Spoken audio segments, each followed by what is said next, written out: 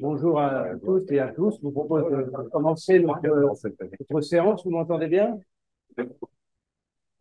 correctement?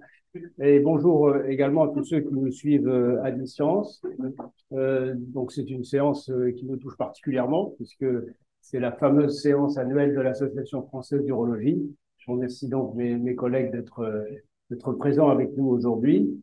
Et puisque nous parlons d'urologie, je voudrais rappeler pour certains qui le savent déjà ou l'a annoncé la triste nouvelle du décès de Christian Châtelain qui nous a quittés à la fin du mois de juin, je crois le 27 juin, euh, et pour lequel donc un honneur sera présenté ici par François Richard à l'occasion, je pense, de la prochaine séance. Il mérite qu'on s'arrête sur l'immense carrière de notre collègue Christian Châtelain.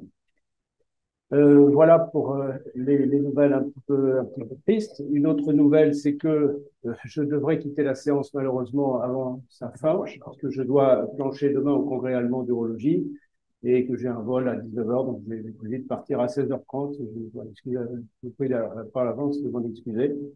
Mais vous n'avez pas tout perdu, puisque je serai remplacé par François Richard. Parce qu'on est de beaucoup de choses, de beaucoup de sociétés. Voilà, bon, eh bien, puisque notre secrétaire général a la parole, il la conserve pour quelques nouvelles. Oui, alors trois informations. D'une part, donc l'Académie a participé samedi dernier pour la première fois aux Journées européennes du patrimoine.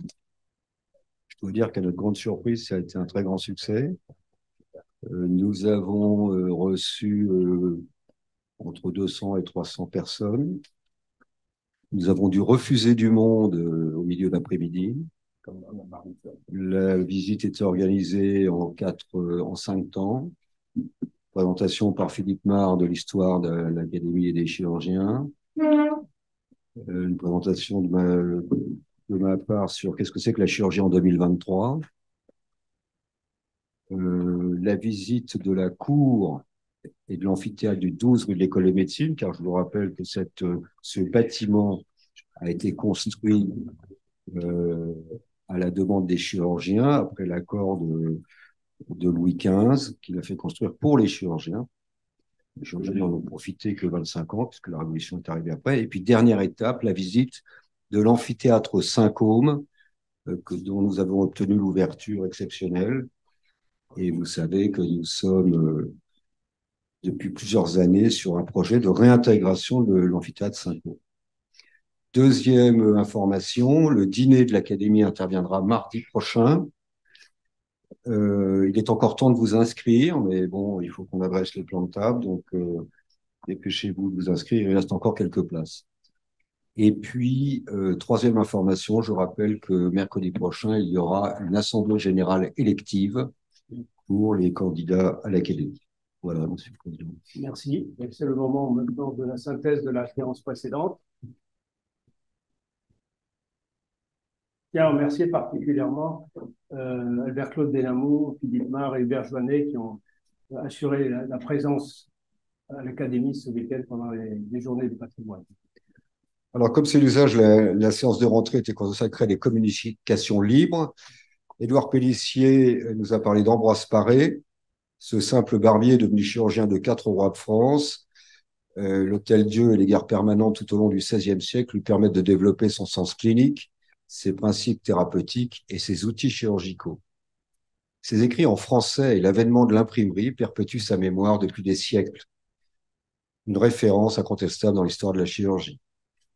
Michel Germain, Robotique, l'émergence, Aesop en 1989, Zeus ou Da Vinci en 1995 apportent la vision en 3D, 7 degrés de liberté, l'absence de tremblement, permettant une chirurgie plus fine. Probablement les dernières étapes pour les télémanipulateurs avant les grands sauts, peut-être vers les vrais robots autonomes. Antonello Forgione de Strasbourg, du fil et du scalpel aux clones numériques de patients et aux robots chirurgicaux, la quête du modèle technologique universel pour former les chirurgiens de 3D et de mer. Seulement un tiers des internes qui maîtrisaient les interventions au décours de sa formation. Lire et voir ne suffit pas. Le concept voir, apprendre, faire doit être revu. Les qualités techniques et non techniques des chirurgiens sont hétérogènes est objectivement évaluable. Les chirurgiens doivent être sélectionnés sur ces critères. Les erreurs médicales sont la troisième cause de mortalité aux États-Unis. Le risque est équivalent à celui de l'alpinisme, avec les coûts qui en découlent. L'entraînement doit être privilégié par simulation, reconstruction virtuelle et imprimante 3D sur le modèle anatomique du patient. L'apprentissage du robot, et quel robot, doit être développé. Voyons les choses en face. Cyril Page-Daniel, la chirurgie optimale en 2023. La neurostimulation ne dispense pas de la dissection complète du récurrent. C'est une aide pour les variations anatomiques, les gestes latéraux, les reprises et la prédiction de la fonction. La dissection des parathyroïdes n'est pas requise. L'absence de drain et l'ambulatoire sont possibles après lobectomie. La pratique de 100 interventions par an est recommandée. Nadia Mansouri de Marrakech, la formation en chirurgie maxillofaciale et plastique du point de vue africain. Zoom sur l'expertise de plus de 1000 démonstrations chirurgicales enseignées en intramuros au CHU de Marrakech. La formation est basée sur le respect d'un référentiel et des besoins attendus de la société. Les résidents ont réalisé 1072 fentes labiales, primaires ou secondaires, 500 réfections cicatricielles et 30 rhinoplasties avec sélection des patients en consultation, présentation de l'indication, réalisation des différents temps opératoires et constitution d'un logbook. Une formation qui a essaimé en privé et dans différents pays d'Afrique. Il s'agit du centre le plus important du Maghreb dans le domaine. Je vous remercie. Merci. Est-ce qu'il y a des remarques ou des questions particulières? Non, ben, ce compte rendu est validé. Merci beaucoup de l'avoir réalisé, Hubert.